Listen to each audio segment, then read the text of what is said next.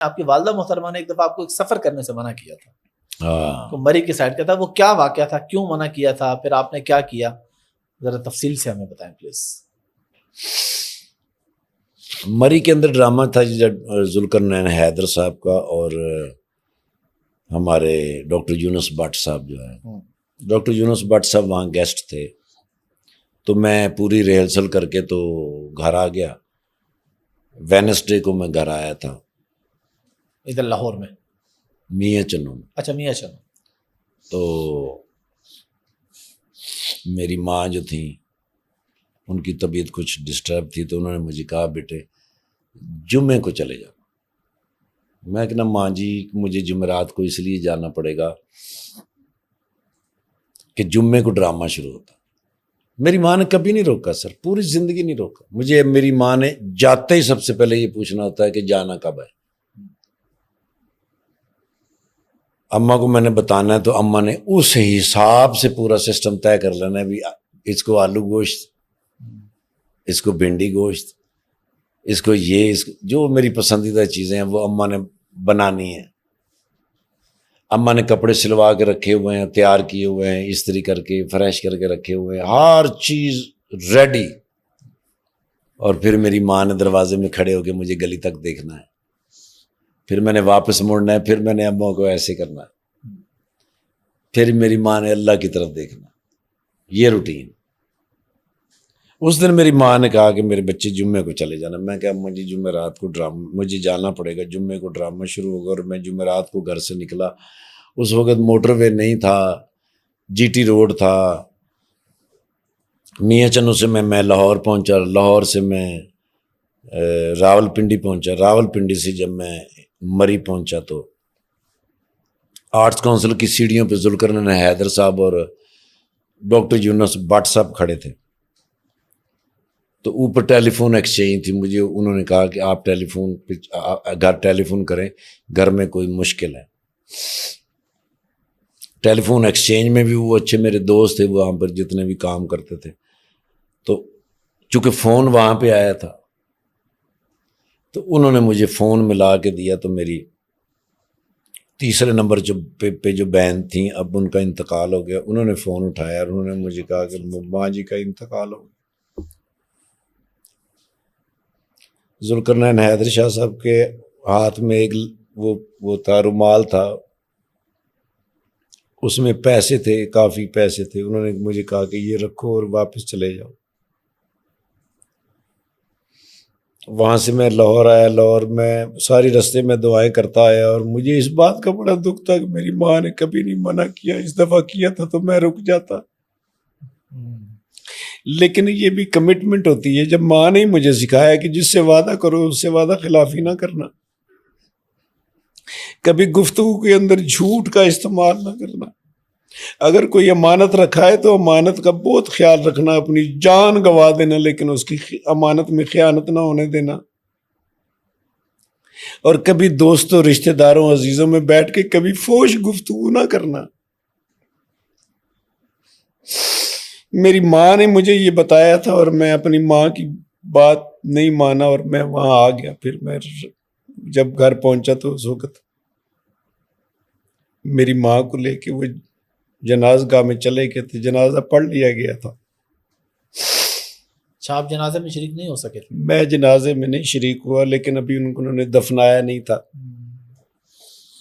میں نے اپنی ماں کے چہرے کو دیکھا، اس وقت بھی میری ماں کہہ رہی تھی کہ یار ایک دن تو میرے پاس رک جاتا۔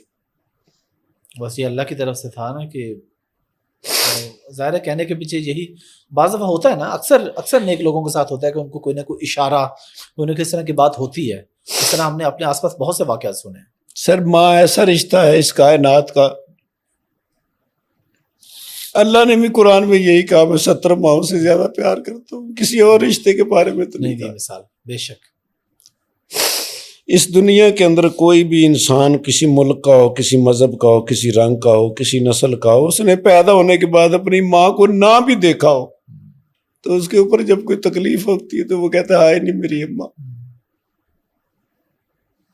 بالکل ایسے ماں ایسا رشتہ ہے اس کائنات کا سر، میں نے ہزاروں لاکھوں کروڑوں مرتبہ لوگوں کے آگے ہاتھ جوڑ کے بھی کہا ہے کہ ماں اور باپ کے ساتھ بدتمیزی نہ کیا کریں.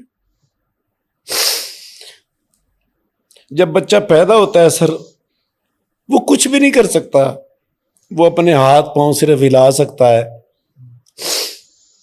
ماں اس کی ضرورتیں پوری کرتی ہے، اس کو سینے کے ساتھ لگا کے رکھتی ہے، اس کو دودھ پلاتی ہے، اس کو کپڑے پہناتی ہے، اس کو دھلاتی ہے. پھر ایک وقت ایسا آ جاتا ہے جب بچے کی ماں کو ضرورت ہوتی ہے سر. جیسا تمہاری ماں نے باپ نے تمہارے ساتھ کیا تھا جب تم کچھ نہیں کر سکتے تھے، اب تمہارے ماں باپ بوڑھے ہو گئے، اب تمہاری ضرورت ہے ماں باپ کو. اس وقت بچے ماں باپ کو چھوڑ کے چلے جاتے ہیں. وہ مائیں کہاں جائیں، وہ باپ کہاں جائیں؟ پھر وہ مختلف بلڈنگوں میں رل رہی ہوتی ہیں بیچاری، جنہوں نے اپنے بچوں کے لیے اپنی زندگیاں قربان کر دی ہوتی ہیں. کبھی مائیں اپنی خواہش پوری نہیں کر سکتی سر. وہ جو چیز ہوتی ہے وہ اپنے بچے کو کھلائیں گی، جو اچھی چیز ہے وہ اپنے بچے کو پہنائیں گی، اچھے سے اچھا جوتا لے کے آتے ہیں، ان کے لیے مزدوریاں کرتے ہیں، ساری زندگی فنا کر دیتے ہیں اپنی اولاد کے لیے. اور وہ اولاد اپنے ماں باپ کو اس عمر میں جب چھوڑ کے چلے جاتے ہیں سر، اولڈ ایج ہوم میں پڑے ہوتے ہیں بہت سے والدین، اپنی بیویوں کی خاطر، اپنے بچوں کی خاطر وہ ماں باپ کو چھوڑ جاتے ہیں. پھر وہ کیسے کامیاب ہو سکتے ہیں جب اس کے ساتھ ماں کی دعا ہی نہیں ہے، جب اس کے ساتھ اللہ ہے ہی نہیں. ماں اگر کسی کی دعا کرے تو وہ 7 آسمان چیر کر اللہ کے سامنے کھڑی ہو کے جھگڑا کرتی ہے.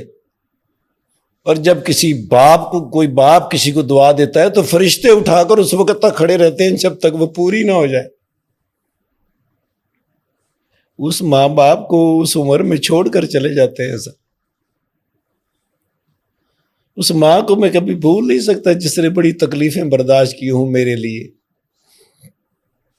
آج بھی میں مکہ مکرمہ میں یا مدینہ منورہ میں جب بھی پیش ہوتا ہوں سب سے پہلے اپنے ماں باپ کے لیے دعا کرتا ہوں کہ میرے لیے انہوں نے بڑی تکلیفیں جھیلیں تھی. کب انتقال ہوا تھا آپ کی والدہ کا؟ کس سال میں؟ یہ تو اب مجھے نہیں یاد سر، لیکن تقریباً 25-30 سال ہو گئے. اچھا پرانے. اور والد صاحب؟ میرے والد صاحب تو 2002 میں میری شادی کے بعد ہوئے سر. یعنی انہوں نے آپ کا یہ وقت دیکھا، کامیابی اور یہ ساری چیزیں؟ ہاں انہوں نے تو بڑی محبت کی میرے ساتھ، بڑی دعائیں دیتے تھے. رات کو میں ان کو لے کے،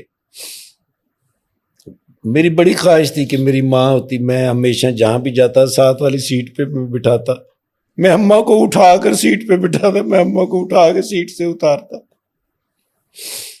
لیکن دیکھیں آپ جو ان کے لیے دعائیں کر رہے ہیں تو یقیناً یہ اللہ تعالیٰ سے راضی ہوگا اور ان کے بھی درجات بلند ہوں گے. اور والدین کے لیے اس سے بڑا کیا صدقہ جاریہ ہو سکتا ہے کہ ان کی اولاد ان کے لیے دعا کرے. نیک اولاد ہو جو دعا کرے، یہ بہت بڑی بات ہے. اللہ تعالیٰ آپ کے والدین کو جنت الفردوس میں اعلیٰ مقام عطا فرمائے. جی ابھی میرے خیال ہلکی سی بریک لے لیں. سر مفت حج ہے.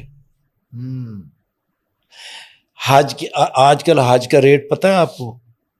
12.5 لاکھ روپے سے لے کے یہ تو منیمم ہے سرکاری. سر 65 لاکھ روپے تک کا حج ہے. بالکل. اور پھر تکلیفیں برداشت کرنی ہیں، اور پھر پتہ نہیں قبول ہو کہ نہ ہو. ماں باپ کا چہرہ خوشی سے دیکھ لینا، خلوص سے دیکھ لینا، محبت سے دیکھ لینا.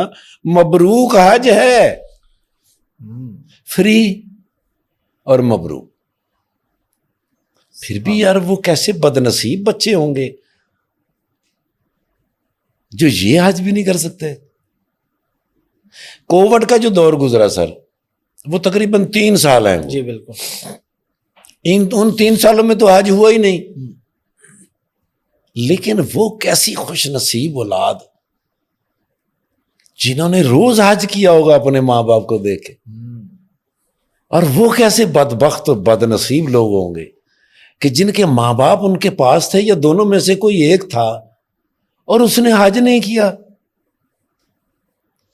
روز صبح اٹھ کے یا دن میں 10 بار یا دن میں 100 بار یا دن میں 1,00,000 بار، لوگ تو میری اس حج کو یار 15 حج ہو گئے نے. وہ بھائی روز ماں باپ کو دیکھنے سے ایک بار آپ نے دیکھنا ایک حج. آپ نے بھی بات کی نا بد نصیب والی، وہ جو حدیث پاک ہے، نبی کریم صلی اللہ علیہ وآلہ وسلم کتنے امت کے لیے رحم دل، کتنے زیادہ. لیکن وہ جو سیڑھیاں چڑھتے گئے آمین کہا. ہائے لوگوں نے پوچھا جی کس بات پہ؟ میں چلو آپ بھی بتائیں اس میں جو والدین والی بات ہے. ہائے ہائے. مطلب اتنے شفیق نبی لیکن اس بد دعا پہ آمین بول رہے ہیں. اف سر بڑی بڑی بد نصیب اولادیں دیکھی ہم نے. رول رہے ہوتے ہیں, برباد ہو رہے ہوتے ہیں, دیکھ رہے ہوتے ہیں, محسوس کر رہے ہوتے ہیں, لیکن عملی طور پر اپنے ماں باپ کی طرف نہیں پلٹتے. اس کا مطلب ہے کہ اللہ تالے لگا دیتا ہے, اللہ ان کے لیے حد مقرر کر دیتا ہے. لیکن اللہ تو بڑا ہی مہربان ہے, اللہ تو نہایت رحم کرنے والا ہے. ایک دفعہ پلٹ کے اللہ کی طرف توبہ کی نگاہ سے ہی دیکھ لو, کہو نہ بھی, تو معاف کر دیتا ہے. سر وہ دعا یہی تھی نا جو جبرائیل علیہ السلام نے کہا کہ اگر کوئی شخص اپنے ماں باپ کو یا کسی ایک کو بڑھاپے کی عمر میں پائے اور ان کی خدمت کر کے جنت نہ حاصل کر سکے تو برباد ہو گیا. اور اللہ کے نبی نے فرمایا آمین. مفہوم بیان کر رہا ہوں. یس سر, یس سر, یہی بات. سر بڑی خوش نصیبی ہیں جن کے ماں باپ زندہ ہیں, بے شک. اور جن کے ماں باپ اس دنیا سے چلے گئے ہیں, اللہ پاک ان کو جنت الفردوس عطا فرمائے. آمین. اور جو بچے ہدایت کے اوپر ہیں, آج بھی میں بہت سارے بچوں کو جانتا ہوں جو اپنے ماں باپ کے لیے ہر وقت دعائیں کرتے رہتے ہیں, آج بھی ہیں, اور وہ کامیاب ہیں, وہ کامران ہیں. اگر آپ اپنے ماں باپ کی اولاد, آپ اپنے ماں باپ کی عزت نہیں کرتے, ان کا احترام نہیں کرتے, آپ اپنے بچوں سے کیسے یہ ایکسپیکٹ کر سکتے ہیں کہ وہ کریں گے؟ کبھی نہیں. انہوں نے آپ کو دیکھا ہے. میں نے ایک بات پتہ نہیں کسی کی سنی تھی, وہ یہ کہہ رہے تھے کہ میں دنیا میں بڑے بڑے کامیاب لوگوں سے ملا ہوں, بہت بڑے بڑے کامیاب لوگوں سے. ان کے اندر, ہر بندے کے اندر بہت سی خامیاں ہوتی ہیں, خوبیاں. ایک خوبی جو کہتے ہیں میں نے سب میں مشترک پائی تھی نا, وہ ماں باپ کے فرمانبردار. سبحان اللہ. اور 100 عیب ہوں گے ان کے اندر, سبحان اللہ. لیکن ہر کامیاب شخص کے اندر ایک خوبی جو میں نے دیکھی وہ یہ والی اس کے اندر موجود تھی. پورے وہ کہتے ہیں میں 400-500 لوگوں کی میں نے ریسرچ کی اور اس میں سے نکالا دنیا کے کامیاب ترین لوگ. وہ وہی ہوں گے جنہوں نے ماں باپ کا احترام کیا, ان کو خوش رکھا. اللہ. اچھا افتخار بھائی, اب آتے ہیں تھوڑا سا ذرا باقی گپ شپ پہ. میرے بچے, میرے ماں باپ قربان میرے نبی مکرم پر, یار ہمارے لیے دعائیں کرتے رہے, امتی امتی امتی.